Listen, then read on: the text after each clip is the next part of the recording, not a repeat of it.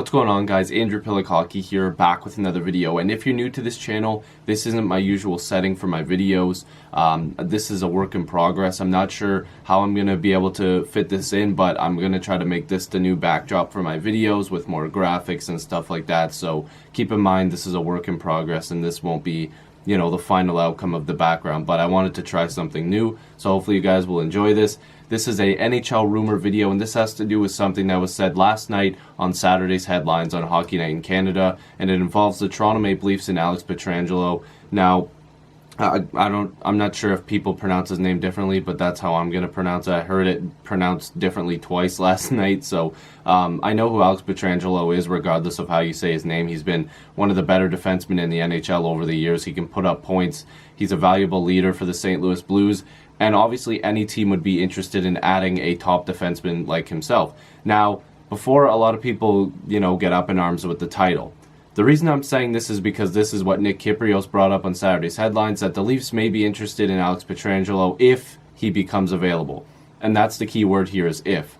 So a lot of people are misinterpreting what Nick Kypreos said last night. And I know he's taken a lot of flack lately, and there's been some things that I didn't like that he said. But I think that the way he put it out was kind of almost like a clickbait type of way of saying it. Because the Leafs, he didn't necessarily say that the Leafs have already called and there's been discussions. It's just the fact that St. Louis, as of Saturday, again, I have my laptop down here. I don't think you guys can see it in this frame, but as of Saturday, the Blues were second last place in the Central Division. It is Sunday now when I'm recording this and probably uploading it. And of course, they made some head coaches changes and Yeo was fired. So they've made some moves. And as far as trades are, as far as they go when it comes for trades, the Blues have made a lot of moves recently and in the offseason, of course. And I don't think that they're ready to pack it in and, give up already and, trade off their captain, whatever. I think that it is a tough league. Obviously, you're in the NHL, so the Blues are going to have to make some decisions, and that was what was said last night. And before I keep going as well, Elliotte Friedman did say that the Blues might be forced to make a move. He did say that there were some teams that were floating around trying to make a move, and the Blues would probably be somebody that could be, one of the teams that could be interested in making a move. Now, regarding Alex Pietrangelo, I'll get back to that. He basically said, I'll read the quote. He said, St. Louis is in a position where they're going to have to make some tough decisions, and what's happening now is a separation between playoff teams and obviously non-playoff teams, which he, word for word, said the vultures are out right now. And Elliotte Friedman agreed with him, saying, you know what, it is true. You're separating right now. You're seeing which teams are going to maybe have to move some pieces. Now, let me just say one thing. Blues general manager Doug Armstrong might not be moving Alex Pietrangelo, and that's something Kypreos also said, saying that he doesn't believe he's shopping him, but it doesn't keep teams from calling. Obviously, Toronto would be a team where they would probably want to make a call just to make sure, to see what a deal might look like, which probably would be a lot, and I will get to that. So Pietrangelo has a contract for this year and also for next year, and then he becomes a UFA. Like I said, he is a captain, valuable defenseman, good piece for the St. Louis Blues. He has a cap hit of $6.5 million this season and next season. So apparently he's struggled a bit to start the year. I haven't watched too much of the Blues. The 28-year-old has 11 points in 24 games, and he's on injured reserve because of his hand. He's been on there since December 3rd. It is now December 9th. Sorry for the background noise. The heat's got to stay on regardless. One thing I'm going to mention now is the trade suggestion that came out, and this is where the Leafs come into play. So again, I will reiterate the fact that if Alex Pietrangelo does hit the open market and the Blues are listening to offers, then you're probably going to have to make the courtesy call. Now, that's probably going to be quite a bit to give up. This is why I don't believe the Leafs and Blues are trade partners and that it would work. First of all, well, it won't work for now regarding some of the names that have been tossed around that Kypreos believes. Again, this was just a suggestion from Nick Kypreos saying that he believes that the Leafs would have to offer up Nikita Zaitsev's contract, hoping that the Blues would bite on that, which has another 5 years at $4.5 million.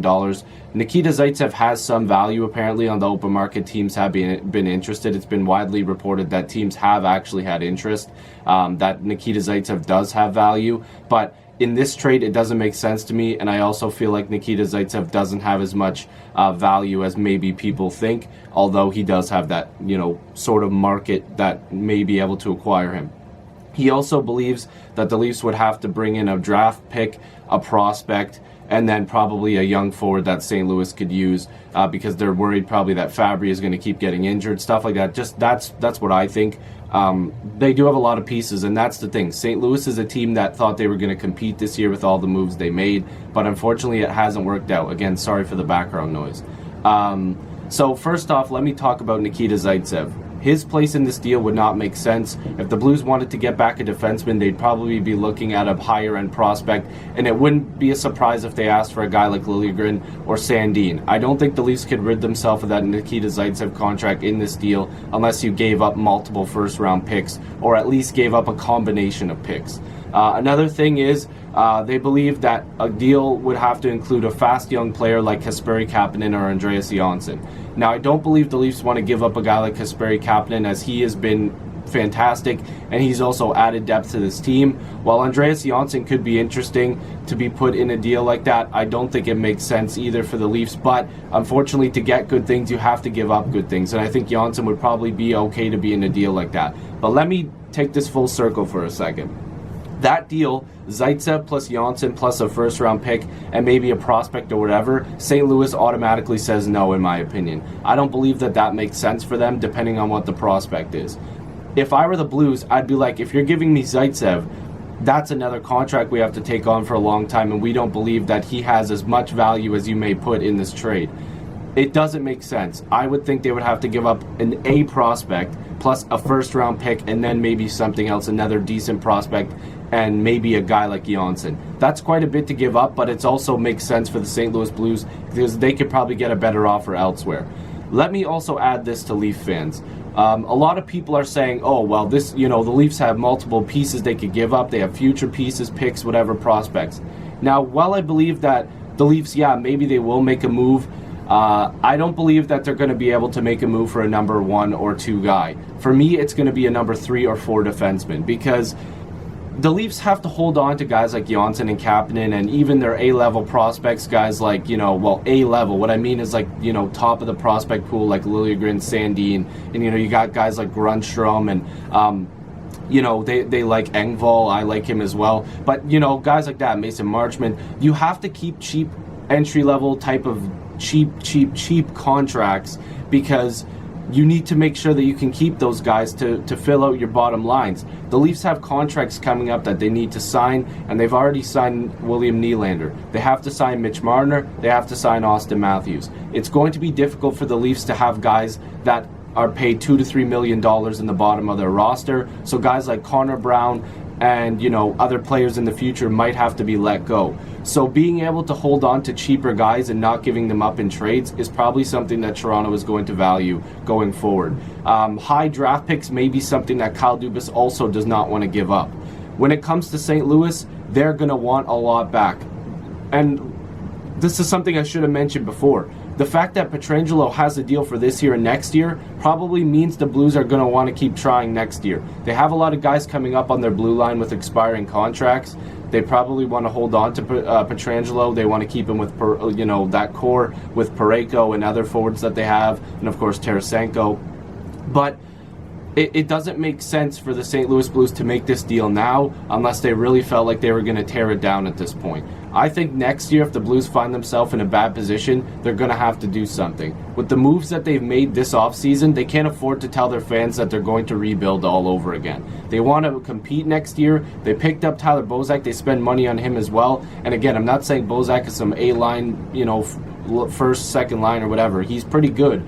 But the Blues have invested money in role players much like Bozak as well, and they've invested in picking up good players like Ryan O'Reilly. So you have to make sure that you're showing your fans that you're still going for it, and that's why I believe next season, if anything happens, would be the time to trade Pietrangelo. So sorry, Leaf fans, I don't believe that this would happen, and I can't see how a deal like this would make sense for the Blues, let alone anybody else, because like I said, the Blues don't have to make this move now. He's their captain, maybe next year. You know, and he also has a no-trade clause. Keep that in mind. If he didn't want to come to Toronto, that would veto this entire situation. So, anyways, that's just my opinion. I wasn't really sure what to think when they said that on Hockey Night in Canada. You know, because it was just kind of out there, I didn't want to put too much effort into it, but I figured I'd make a video just to explain, because there were a lot of people on Twitter freaking out about it, and I was also questioned about it. So hopefully if you guys are new, you'll subscribe. I totally messed up that. I definitely don't ever say it like that. I usually say, if you're new, make sure you subscribe. I'd love to have more hockey conversations with you. Join the squad. Let's get to 4,000 subscribers. Thank you guys for all the subs that have been coming in lately. I really do appreciate it.